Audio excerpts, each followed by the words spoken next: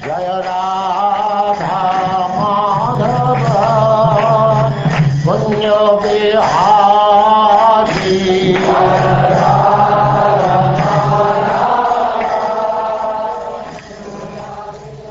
And now chapter 4.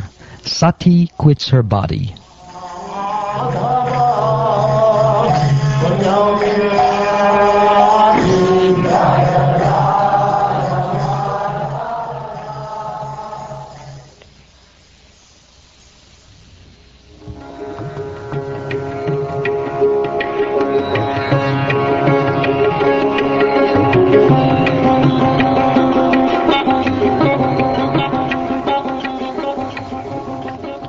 The sage Maitreya said, Lord Shiva was silent after speaking to Sati, seeing her between decisions.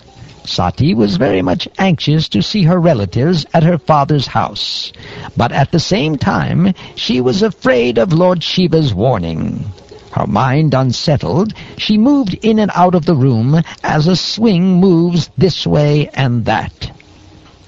Sati felt very sorry at being forbidden to see her relatives at her father's house, and due to affection for them, tears fell from her eyes. Shaking and very much afflicted, she looked at her uncommon husband, Lord Shiva, as if she were going to blast him with her vision. Thereafter, Sati left her husband, Lord Shiva, who had given her half his body due to affection. Breathing very heavily because of anger and bereavement, she went to the house of her father. This less intelligent act was due to her being a weak woman.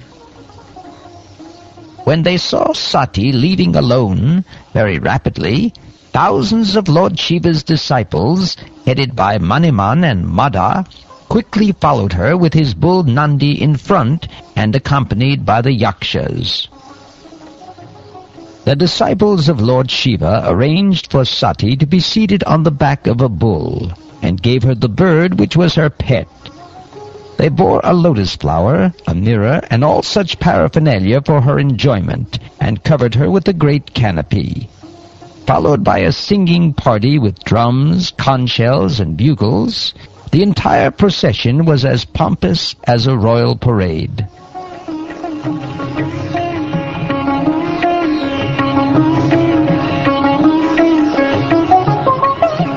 She then reached her father's house, where the sacrifice was being performed, and entered the arena where everyone was chanting the Vedic hymns.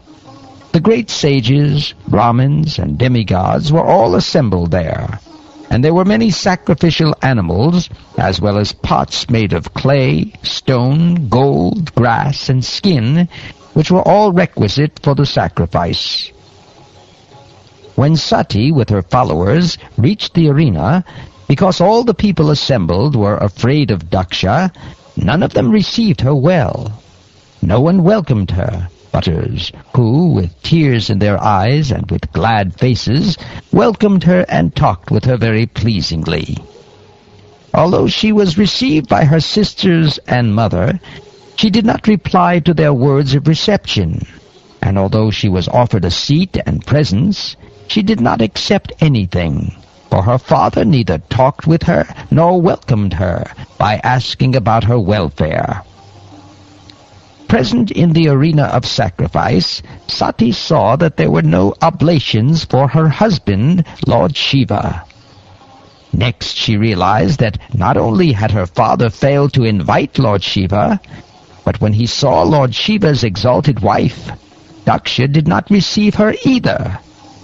Thus she became greatly angry, so much so that she looked at her father as if she were going to burn him with her eyes. The followers of Lord Shiva, the ghosts, were ready to injure or kill Daksha, but Sati stopped them by her order. She was very angry and sorrowful, and in that mood she began to condemn the process of sacrificial fruitive activities and persons who are very proud of such unnecessary and troublesome sacrifices. She especially condemned her father, speaking against him in the presence of all. The blessed goddess said, Lord Shiva is the most beloved of all living entities. He has no rival. No one is dear to him, and no one is his enemy. No one but you could be envious of such a universal being who is free from all enmity. Twice-born Daksha, a man like you can simply find fault in the qualities of others.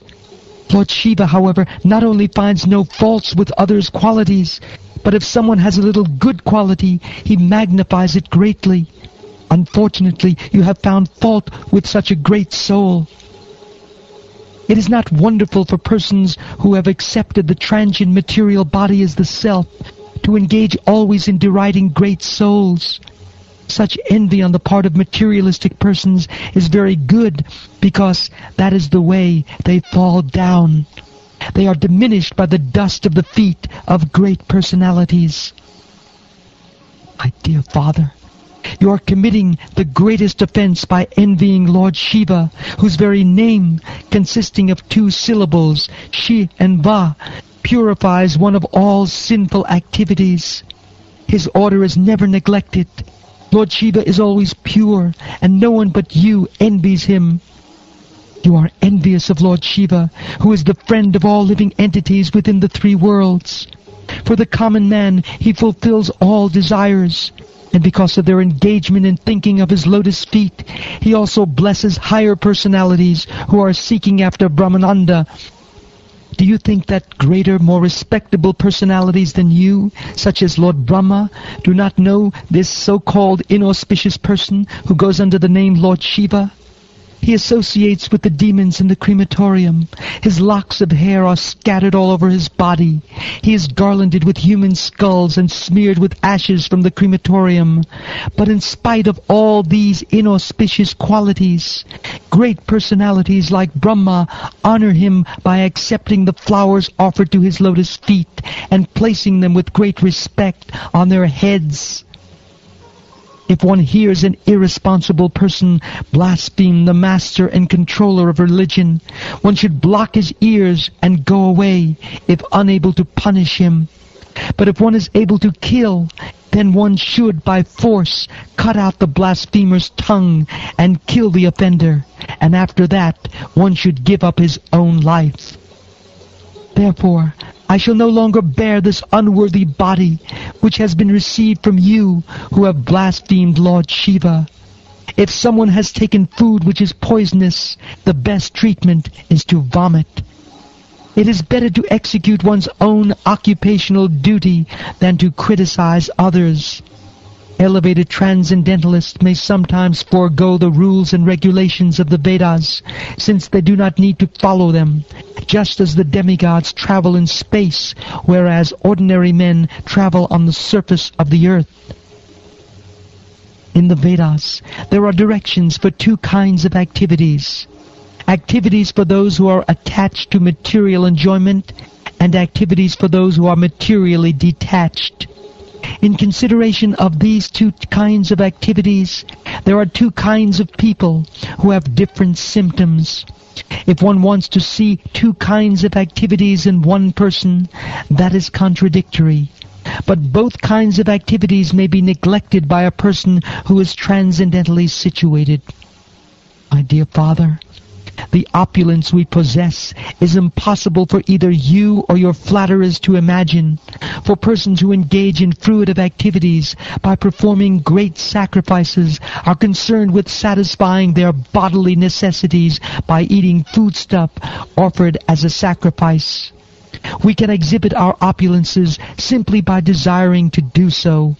This can be achieved only by great personalities who are renounced, self-realized souls. You are an offender at the lotus feet of Lord Shiva, and unfortunately I have a body produced from yours. I am very much ashamed of our bodily relationship, and I condemn myself because my body is contaminated by a relationship with a person who is an offender at the lotus feet of the greatest personality. because of our family relationship. When Lord Shiva addresses me as Dakshayani, I at once become morose, and my jolliness and my smile at once disappear. I feel very much sorry that my body, which is just like a bag, has been produced by you. I shall therefore give it up.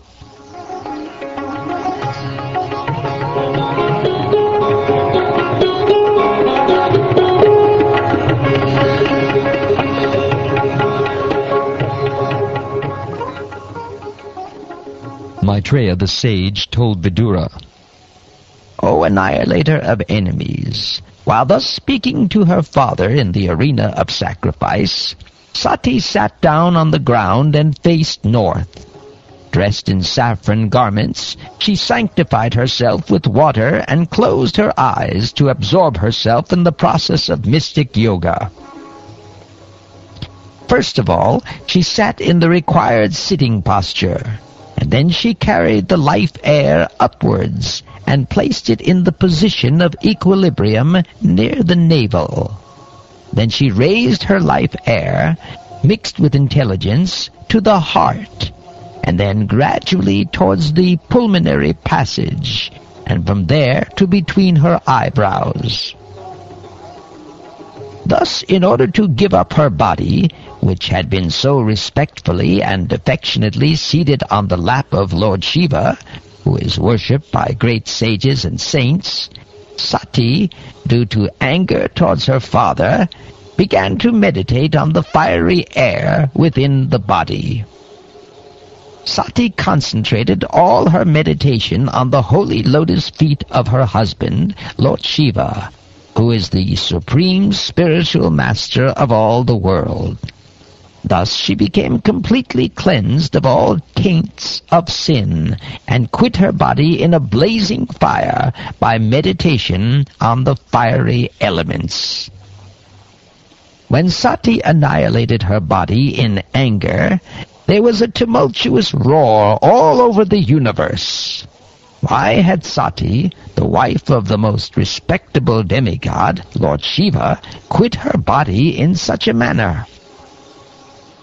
It was astonishing that Daksha, who was a Prajapati, the maintainer of all living entities, was so disrespectful to his own daughter Sati, who was not only chaste, but was also a great soul, that she gave up her body because of his neglect. Daksha, who is so hard-hearted that he is unworthy to be a Brahmin, will gain extensive ill fame because of his offenses to his daughter, because of not having prevented her death, and because of his great envy of the Supreme Personality of Godhead. While people were talking amongst themselves about the wonderful voluntary death of Sati, the attendants who had come with her readied themselves to kill Daksha with their weapons. They came forward forcibly, but Bhrigu Muni saw the danger, and offering oblations into the southern side of the sacrificial fire, immediately uttered mantric hymns from the Yajurveda, by which the destroyers of yajnic performances could be killed immediately. While Bhrigu Muni offered oblations in the fire, immediately many thousands of demigods named Ribhus became manifested. All of them were powerful, having achieved strength from Soma, the moon. When the Ribhu demigods attacked the ghosts and guhyakas with half-burned fuel from the yajna fire, all these attendants of Sati fled in different directions and disappeared. This was possible simply because of Brahma Tejas, or Brahminical power.